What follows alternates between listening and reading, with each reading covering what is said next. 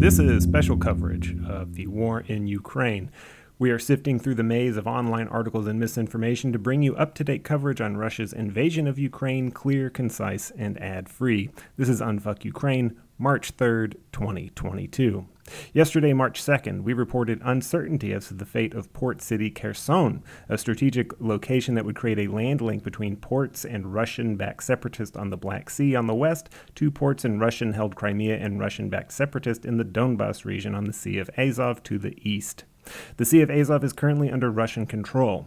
Kherson's mayor Igor Kolokhayev reported the city had been taken, but conflicting information from President Zelensky suggested Ukrainian resistance was ongoing.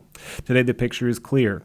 Russian troops have taken control of Kherson, Mayor Kolokhayev confirming Russian officers, including the force commander, had entered the hall with the intention of setting up a military administration within.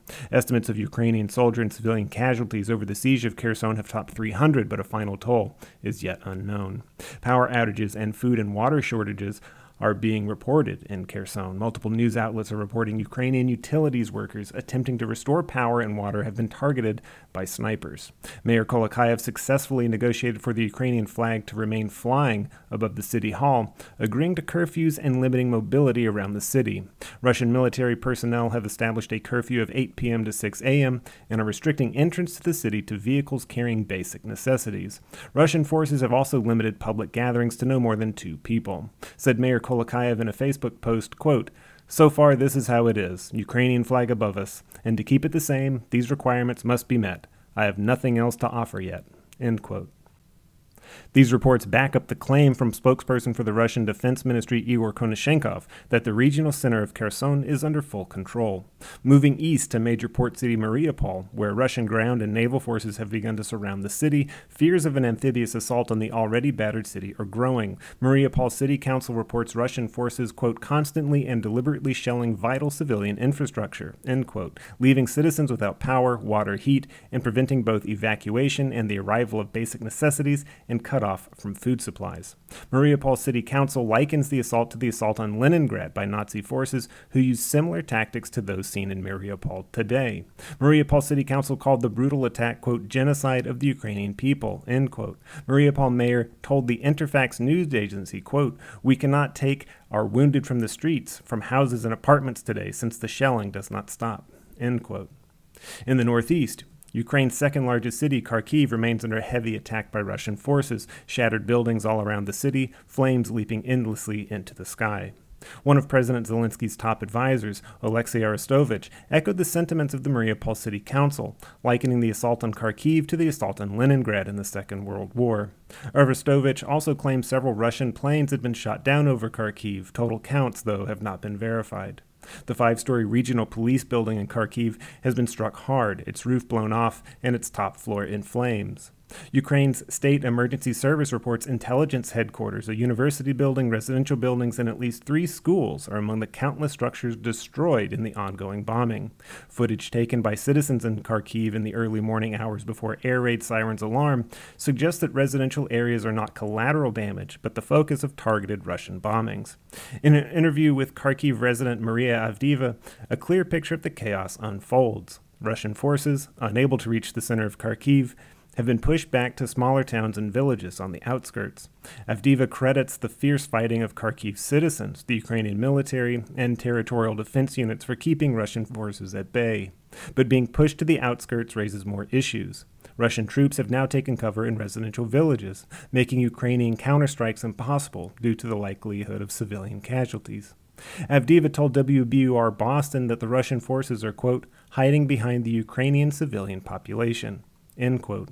Maria Avdieva's posts on Twitter have been garnering thousands of views. A post on March 2nd juxtaposed 2 images, one of a bombed residential neighborhood in Aleppo, Syria, the other in her hometown, Kharkiv. 2 cities, nearly 1,000 miles apart and separated by the Black Sea, may as well be on neighboring streets. Such is the nature of war, is now, and always will be, the total destruction of local culture, the displacement of civilians, countless deaths that serve no purpose. War leaves every street the same, covered in soot and blood and fire. In Ukraine's capital, Kiev has been anticipating the arrival of a Russian convoy of tanks, armored vehicles, and artillery that has been en route for several days, but has been apparently stalled by prolonged attacks and barricades by the Ukrainian military as well as citizens. Widely reported as 40 miles long, the convoy has been stranded 19 miles away from the capital for the past 3 days. Aside from Ukrainian resistance, the convoy has experienced numerous mechanical breakdowns and congestion, resulting in a short supply of food and fuel.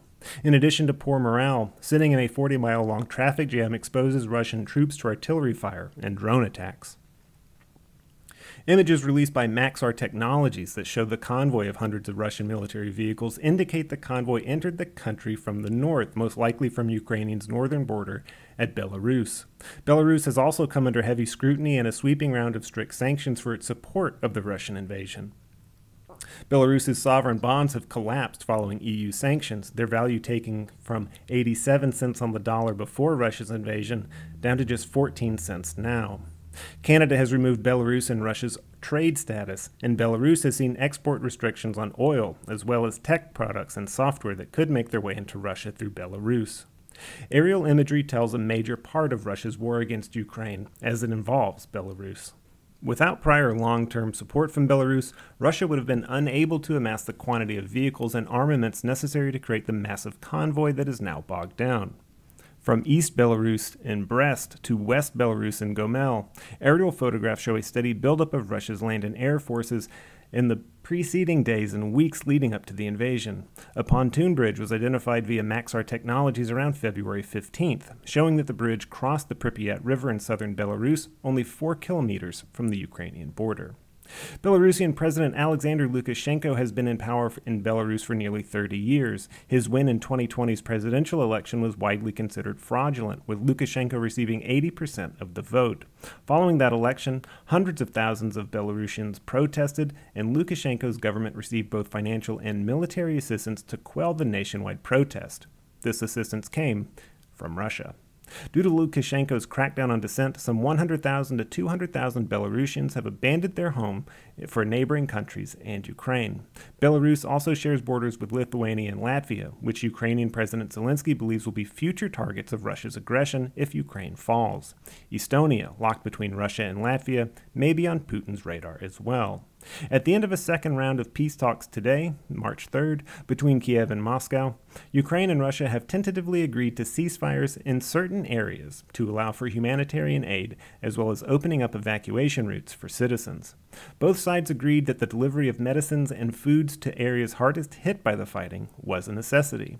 At the same time, Putin has publicly stated that the Russian military operation is going exactly according to plan.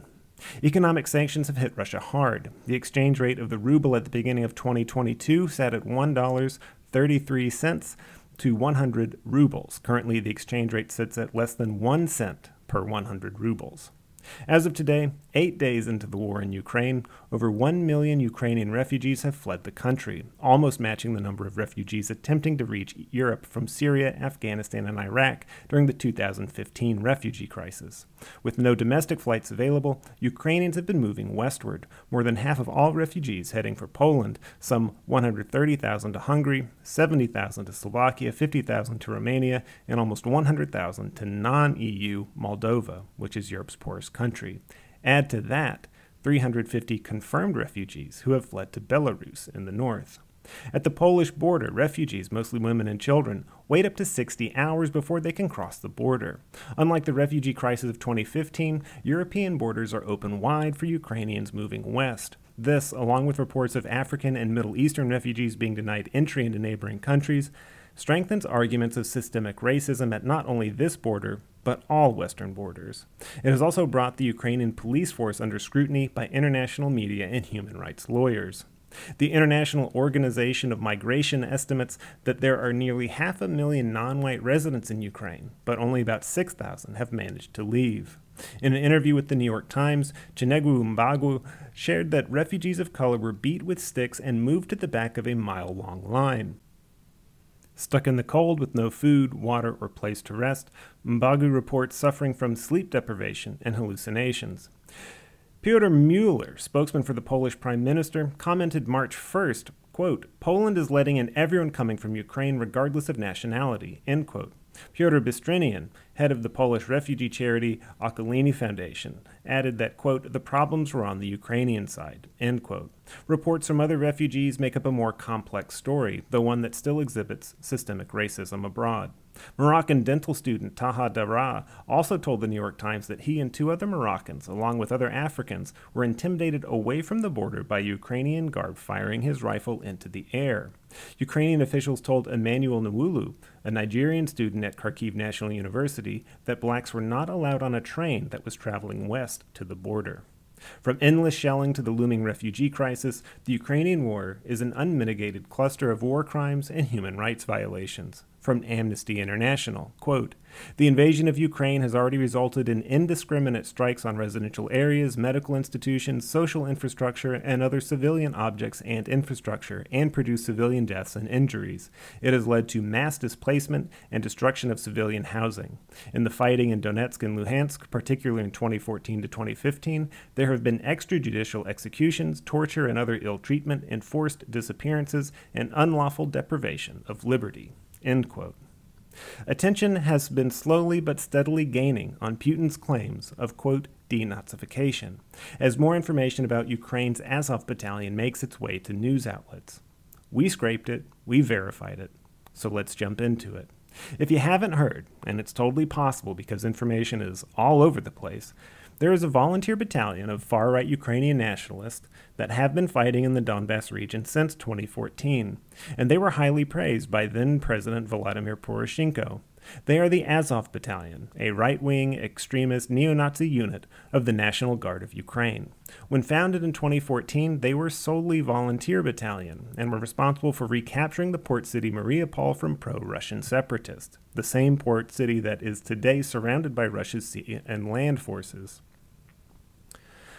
So visible was the group that in 2018, Congress added a provision in its spending bill that explicitly barred the U.S. from arming the Azov Battalion in its fight against the Russian separatists. Then, in 2019, in the United States, Max Rose, Democratic representative from New York and chair of the Counterterrorism Subcommittee, submitted a letter to the U.S. State Department signed by 39 members of Congress urging the State Department to designate the Azov Battalion, along with National Action in the UK and the Nordic Resistance Movement, as terrorist organizations. A 2019 comprehensive report by the Sufan Center, a nonprofit research group that focuses on counterterrorism, violent extremism, among other topics, detailed the extent to which the Azov Battalion was networking in Europe. In 2018, they distributed German-language flyers inviting audience members at a concert to, quote, join the ranks of the best, end quote. A U.S. Army officer in 2018 was arrested after distributing bomb-making instructions online and planning to travel to join the Azov group in Ukraine. That same year, American Greg Johnson, editor-in-chief of the white-nationalist journal Courier Currents Publishing, traveled to Ukraine to attend a series of events held by the National Corps, that's the street-level organization, of the Azov Battalion. Listen, international politics is convoluted when you get down to this level of detail. It's all levels of fucked up. But this is only half the story. Putin's assertion that part of his goal with the invasion of Ukraine is denazification may in fact be based on the very real existence and persistence of the Azov Battalion, which has since been folded into regular units of the Ukrainian armed forces. Yes, they have been. The battalion has been upgraded to a regiment and is officially called, quote, Special Operations Detachment, end quote. There should be no dispute over this fact in any media. We can even get grittier with the Sufan Center's report, namely that allegations have surfaced that the Azov Battalion trains and indoctrinates children as young as 9 years old. However, as with Putin's assertion that Ukraine and the U.S. broke with assurances that NATO would not move eastward, Putin, and those on the far right who side with Putin when they learn of the Azov Battalion, this is a case of Putin using a truth to tell a lie. As I mentioned before, the Azov Battalion has been instrumental in reclaiming Mariupol from Russian-backed separatists, and that comes with a lot of negatives attached to the Azov Battalion. But for Putin, who supports those separatists in the Donbass region, their loss of control could not have been welcome. So what is Putin's reputation as far as the denazification of Russia? It is not good, read non-existent. Scratch that. Putin's official stance is to support white supremacist movements where it serves him. For example, with paramilitary groups, he supports them as long as they use vague language as opposed to blatant racism, language that focuses on fighting societal collapse, fighting multiculturalism, reinforcing, quote, traditional values. The Russian Imperial Movement, RIM, and its Imperial Legion Volunteer Unit act in much the same way as the Azov Battalion. They are a far-right neo-Nazi group that attract and train foreign fighters in the same way that the Azov Battalion does. Not only that, but the modestly sized Russian Imperial movement has attracted similar attention from American white supremacy extremists. As reported by the Institute for Research and Education on Human Rights in 2015 in St. Petersburg, the International Russian Conservative Forum hosted such notable American white supremacists as Sam Dixon, an attorney who arranged for Holocaust deniers to speak in his Georgia hometown, and Jared Taylor, editor of American Renaissance, which is the same white nationalist publication to which Trump's senior policy advisor Stephen Miller cited as inspiration. Dixon, at his conference, seemed to praise Putin's own predilection toward white supremacy, apparently praising Putin for encouraging higher birth rates in the West, contrasting his policy with that of the U.S., which he views as white replacement.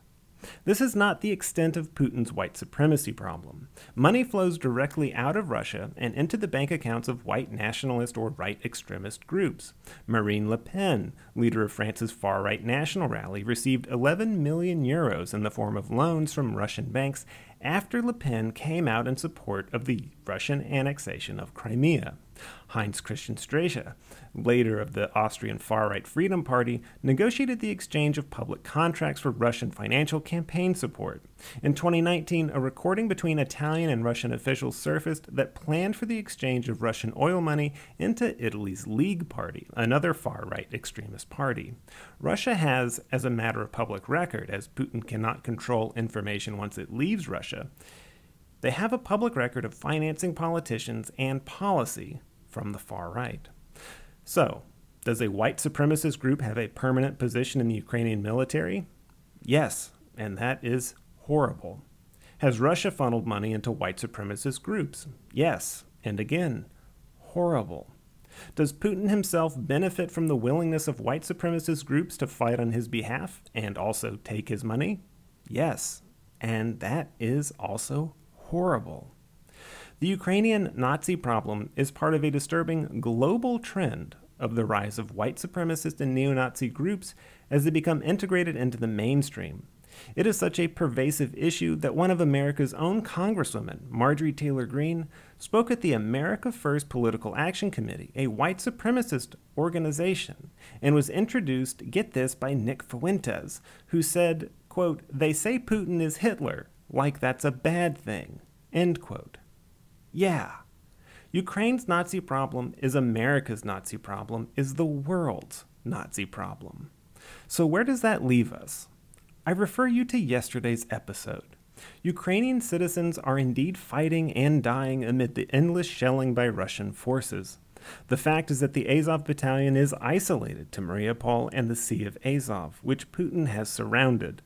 If Putin's goal was to denazify Ukraine, then he has successfully done so by capturing Mariupol. But the shelling and bombing continues. For the millions of Ukrainians who are not neo-Nazis or white supremacists, the Azov Battalion in Mariupol has little to no consequence. 2,500 troops. That's the size of the Azov Battalion. Take out the Nazis and leave Ukraine. The eastward expansion of NATO and denazification are examples of multidimensional chess that the far right so religiously believed Trump was playing with the whole world. But it was never Trump playing that game. Putin is the master of it. He has said what is true to peddle a lie, that his aggression in Ukraine is justified. Perhaps in Putin's mind, it is all justified. But to Ukraine, it's just death. This is Unfuck the Poor's reporting on the war in Ukraine for March 3rd, 2022. We'll continue to scrape the web for perspective and comprehensive reporting, and we'll do it ad-free. Thanks for listening.